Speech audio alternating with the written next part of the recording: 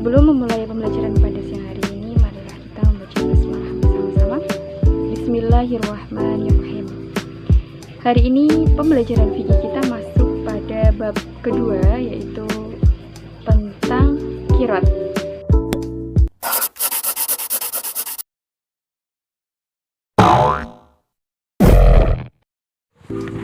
Qiraat. Pengertian dari qiraat. Qiraat secara bahasa berarti meminjam atau memotong. Sedangkan qiraat secara istilah berarti pemberian modal dari seseorang kepada orang lain sebagai modal usaha dengan harapan akan mendapatkan keuntungan yang dibagi sesuai kesepakatan ketika akad. Hukum qiraat adalah mubah atau boleh dengan syarat dilakukan untuk kebaikan. Qiraat dianjurkan dalam Islam karena terdapat unsur tolong-menolong. Sebagai contoh di sini ada Pak Ahmad dan Pak Andi. Pak Ahmad ini adalah seorang pekerja kantoran yang sudah memiliki uang banyak, tetapi tidak memiliki waktu dan keahlian untuk mengelola usaha.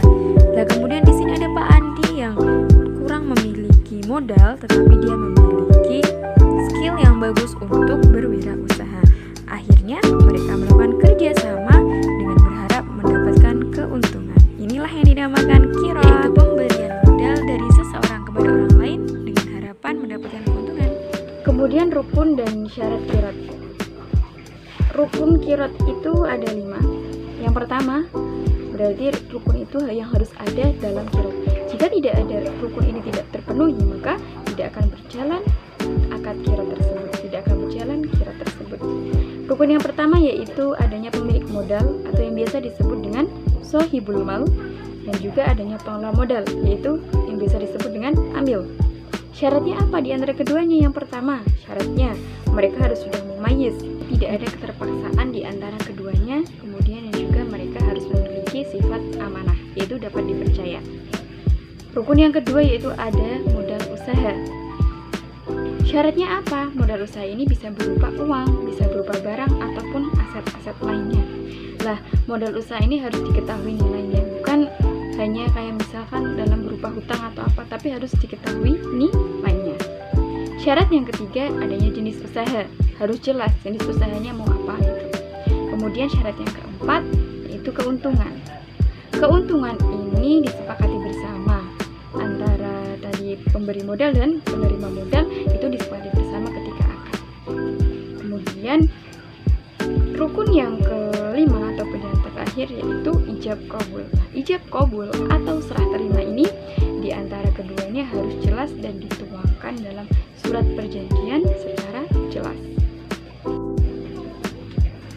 Ada hal yang perlu digarisbawahi dalam qiraat ini, yaitu di mana pengelola modal atau pelaksana ini tidak bertanggung jawab atas kerugian usaha atau perdagangannya kecuali disebabkan karena kecerobohannya. Jadi misalkan seorang pemberi modal memberikan uang 1 juta, kemudian penerima modal itu digunakan untuk membuat usaha ternak lele misalkan. Sang yang menjalankan modal ini telah menjalankan usahanya dengan baik, tetapi mengalami kerugian. Karena kerugian ini terjadi bukan disebabkan oleh kecerobohan ataupun kelalaian dari pengelola modal itu, maka kerugian ditanggung oleh sang pemberi modal. Beda lagi, jika misalkan kerugian ini disebabkan oleh kecerobohan dari pengelola modal, maka kerugian harus ditanggungnya. Begitu ya. Itu yang perlu digarisbawahi dalam qiraat ini. Kemudian larangan bagi orang yang menjalankan qiraat. Apa saja larangannya? Yang pertama yaitu melanggar perjanjian atau akad. Seorang pengelola dan pemberi modal itu tidak boleh melarang perjanjian di antara keduanya, tidak boleh melanggar. Kemudian yang kedua yaitu menggunakan modal untuk kepentingan sendiri, harus sesuai dengan apa yang sudah disepakati bersama. Larangan yang ketiga yaitu menghambur-hamburkan modal usaha.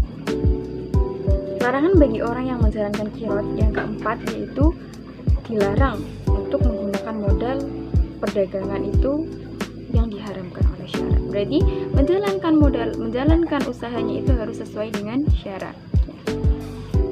Kemudian beberapa ketentuan dalam qiraat. Ketentuan-ketentuan dalam qiraat diantaranya, pertama, agar pelaksanaan qiraat itu dapat berjalan dengan sukses maka diperlukan kemauan dan kemampuan dari kedua belah pihak. Seperti yang sudah Ibu jelaskan tadi, harus ada kemauan, tidak ada keterpaksaan dari salah satu pihak. Semua harus sukarela mau.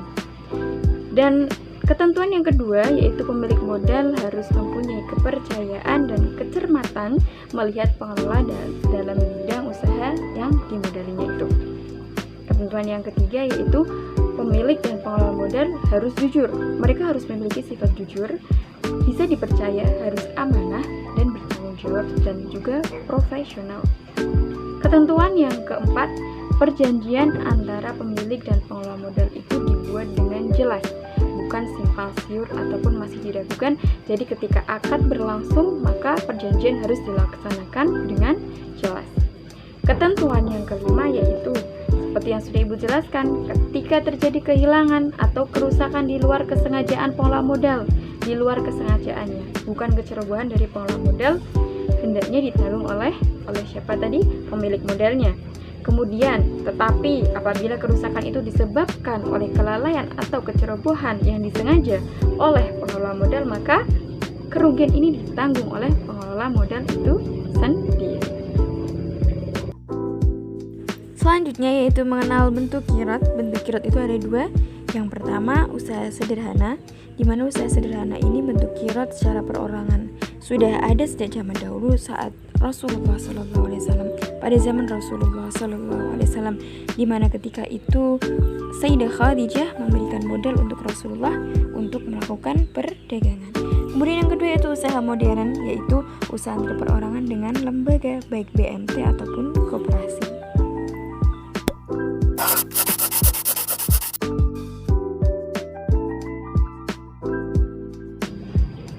Baik, mungkin itu saja yang dapat Ibu sampaikan pada pertemuan kali ini, pada pembahasan kirot kali ini. Kurang lebihnya Ibu mohon maaf ya, semoga bisa bermanfaat. Ibu akhiri.